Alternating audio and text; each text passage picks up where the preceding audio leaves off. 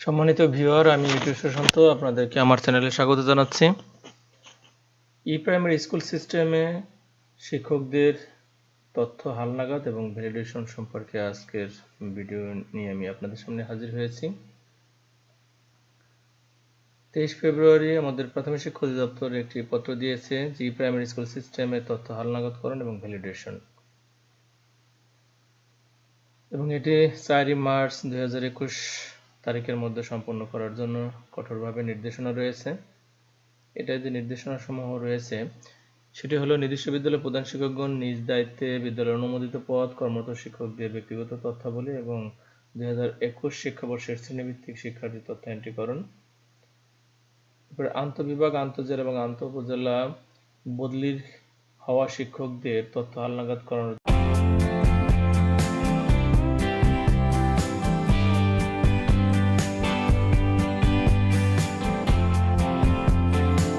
যথাক্রমে বিভাগীয় পরিচালক, জেলা প্রাথমিক শিক্ষা অফিসার, উপজেলা শিক্ষা অফিসারগণকে নির্দেশনা দেওয়া হয়েছে তারা তাদের ইউজার আইডি এবং পাসওয়ার্ড ব্যবহার করে এই হালনাগাদকরণের কাজটি সম্পন্ন করবেন। কোনো শিক্ষক পিআরএল অবসর বা চাকরি হতে অব্যাহতির কারণে শিক্ষকদের হালনাগাদকরণ সংশ্লিষ্ট কর্মকর্তাগণ তাদের ইউজার আইডি পাসওয়ার্ড ব্যবহার করে সম্পন্ন করবেন। এবং এই ভ্যালিডেশনের কাজটি দুইটি ধাপে বিভক্ত। প্রথমটি সহকারী উপজেলা শিক্ষা অফিসারগণ করবেন এবং দ্বিতীয়টি চূড়ান্তটি উপজেলা শিক্ষা অফিসারগণ সম্পন্ন করবেন।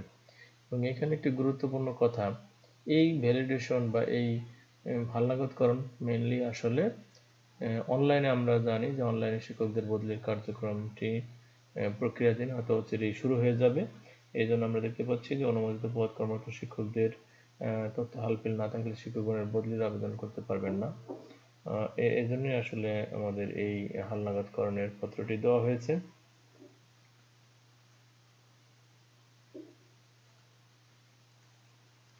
এইখানে যে একটি দেখতে পাচ্ছি যে প্রাইমারি স্কুল সিস্টেমের ডাটা ভ্যালিডেশন ম্যানুয়াল, আমি ইতিপূর্বে বলেছি দুইটি স্তর। প্রথম স্তর সহকারী উপজেলা শিক্ষা অফিসারগণ এবং দ্বিতীয় স্তরে কাজ করবেন হলো সংশ্লিষ্ট উপজেলা শিক্ষা অফিসারগণ। সহকারী উপজেলা শিক্ষা অফিসারগণ তাদের মনিটরিং সিস্টেমের, অর্থাৎ আমরা অনলাইনে যে বিদ্যালয় পরিদর্শন করি সেই অ্যাপসের ইউজার আইডি এবং পাসওয়ার্ড ব্যবহার করে প্রাইমারি স্কুল সিস্টেমে আমরা প্রবেশ করব এবং প্রবেশ করার পরে এই যে স্কুল ভ্যালিডেশনে অনুমোদিত পদ এবং অনুমোদিত পদ তালিকা রয়েছে, এই অনুমোদিত পদের তালিকায় ক্লিক করলে তার ক্লাস্টারের সকল বিদ্যালয়ের তালিকা এখানে প্রদর্শিত হবে।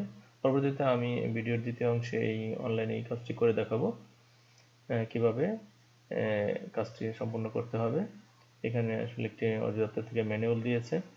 তবে আমাদের ভ্যালিডেশন করার পূর্বে প্রধান শিক্ষকদের যে কাজটি করতে হবে, অনুমোদিত পদ, শিক্ষার্থীর সংখ্যা এবং শিক্ষকদের ব্যক্তিগত তথ্য, এই প্রয়োজনীয় তথ্যগুলি তাদেরকে কিন্তু আপডেট করতে হবে। বিশেষ করে মোবাইল নাম্বার, জন্ম তারিখ শিক্ষকদের এবং বর্তমান পদে যোগদানের তারিখ, বর্তমান কর্মস্থলে যোগদানের তারিখ অবশ্যই পূরণ করতে হবে।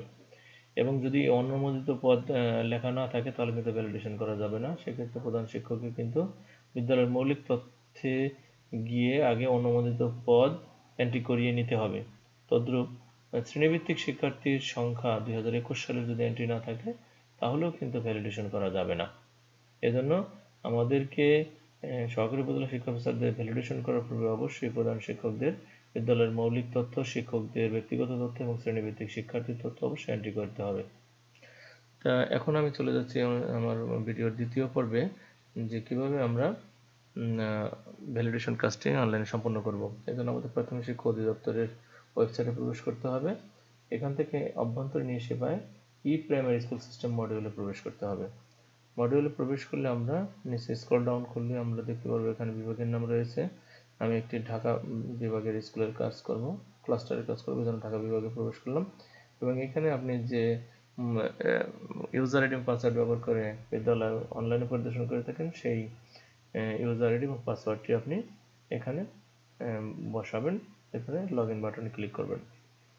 এরপর এরকম একটি ইন্টারফেস আসবে, দেখবেন মুকসুদপুর মহারাজপুর, মানে মহারাজপুর একটি ক্লাস্টারের নাম। এই ক্লাস্টারের ইউজার আইডি পাসওয়ার্ড দিয়ে আমি প্রবেশ করেছি এবং এখানে বিভিন্ন ধরনের মেনু দেখতে পারবেন। আমরা যে কাজটা করব, যে ডাটা ভ্যালিডেশন, এই বাটনে মানে কার্সর রাখলে এখানে এই যে অননুমোদিত তালিকা এবং অনুমোদিত তালিকা দেখাবে। তাহলে অননুমোদিত তালিকা এখানে ক্লিক করব। এখানে ক্লিক করলে আমি এখানে দেখতে পাচ্ছি যে আমার ক্লাস্টারে সমস্ত বিদ্যালয়গুলি এখানে দেখাচ্ছে। আমি এখন এই যে 57 আলিপুর সরকারি প্রাথমিক বিদ্যালয়টির এই ভিউ বাটনে ক্লিক করব, অর্থাৎ এই বিদ্যালয়টি আমি এখন ভ্যালিডেশন সম্পন্ন করব। এই যে আমরা এখানে দেখতে পাচ্ছি মোট অনুমোদিত পদ 7 এবং 2021 সালের স্টুডেন্ট সংখ্যা 241, অর্থাৎ এই বিদ্যালয়ের প্রধান শিক্ষক তার বিদ্যালয়ের প্রয়োজনীয় তথ্য আপডেট করেছেন। এখানে আমরা 7 জন শিক্ষকের প্রয়োজনীয় তথ্য দেখতে পাচ্ছি। এখন এই যে অদ্বৈত দত্ত প্রধান শিক্ষক তার ডিটেলস রয়েছে। এখানে অ্যাকশন বাটন রয়েছে 2টি।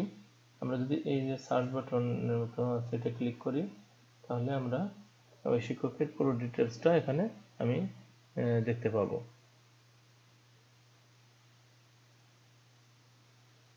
তার ডিটেলসটা এখানে আমরা দেখতে পাচ্ছি এবং তার বর্তমান কর্মস্থলে যোগদানের তারিখ রয়েছে, তার বর্তমান মূল বেতন, বর্তমান পদে যোগদানের তারিখ রয়েছে, গ্রেড রয়েছে, অর্থাৎ এই শিক্ষক তার সমস্ত তথ্যই এন্ট্রি করেছেন আমরা এখানে দেখতে পাচ্ছি। এরপর যদি আমি কোনো তথ্য মনে হলো যে চেঞ্জ করা দরকার, পরিবর্তন করা দরকার, সেটাও কিন্তু আপনি সহকারী উপজেলা শিক্ষা অফিসার পারবেন। এই জন্য আপনাকে এই যে পেন বাটন আছে এখানে ক্লিক করতে হবে। এখানে ক্লিক করলে এখানে দেখতে পাচ্ছেন যে ওই শিক্ষকের ডিটেলসটা আসছে এবং আপনি কিন্তু যে কোনো জায়গায় আপনি এডিট কিন্তু সব জায়গায় যাচ্ছে, অর্থাৎ আপনি কিন্তু এডিট করতে পারবেন। ঠিক আছে, এখানে কিছু 3টি নির্দেশনা রয়েছে আমরা দেখতে পাচ্ছি। এখানে মোবাইল নম্বর সংশোধন না হলে, আপনি যদি কোনো কারণে মোবাইল নম্বরটা সংশোধন করতে চান কিন্তু দেখা যাবে যে নিচ্ছে না, তার অর্থ কি আপনার আরেকটি প্রোফাইল রয়েছে, অর্থাৎ একই মোবাইল নাম্বার 2টি প্রোফাইলে কখনোই নেবে না। এই ক্ষেত্রে আপনাকে ডিপিও অফিসের সহায়তা নিয়ে একটি প্রোফাইল ডিলিট করতে হবে। তারপরে আমরা এই যে বিদ্যালয়ের আপনার নাম না দেখালে শিক্ষক তথ্যে সার্চ থেকে দেখুন স্ট্যাটাস মৃত্যুবরণ বা অন্যান্য, এই ক্ষেত্রে অধিদপ্তরের মাধ্যমে আপনার বিদ্যালয়ের প্রোফাইল ফিরিয়ে আনতে হবে। এই যে শিক্ষক ব্যবস্থাপনার ক্ষেত্রে কিন্তু এখানে একটি বাটন রয়েছে, যেখানে দেখতে পাচ্ছি শিক্ষক সার্চ বাটন। এখানে ক্লিক করলে কিন্তু আপনি আপনার নামে একাধিক প্রোফাইল রয়েছে কিনা, এখানে আপনার নাম ইংলিশে বা বাংলা এবং মোবাইল নাম্বার বা স্কুলের কোড, এই সার্চ বাটন এখানে লিখলে এই সার্চ দিলে কিন্তু আপনার দেখা যাবে যে আপনার নামে কয়টি প্রোফাইল রয়েছে এবং কোথায় কোথায় রয়েছে। তাহলে আমি এই 2টা বাটন সম্পর্কে কথা বললাম। এখন আমি এই প্রধান শিক্ষকের তথ্যটি ভ্যালিডেট করব। এই জন্য ভ্যালিডেট বাটনে ক্লিক করব। হ্যাঁ, আমি do you want to validate teacher information? Yes. আমরা দেখতে পাচ্ছি যে তথ্য ভ্যালিডেট করা হয়েছে। এরপর মুক্তার খান এর তথ্যটি আমি ভ্যালিডেট করব।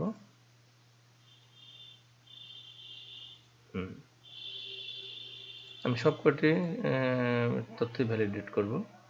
দেখতে পাচ্ছি যে এই শিক্ষকের পূর্ণিমা রানী সেনের বর্তমান কর্মস্থলে যোগদানের তারিখ খালি থাকতে পারবে না।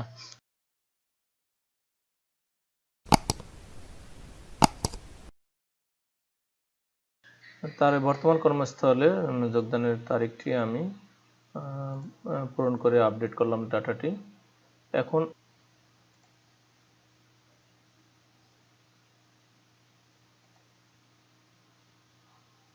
এখন দেখি পূর্ণিমা রানীর ডাটাটা ভ্যালিড হয় কিনা।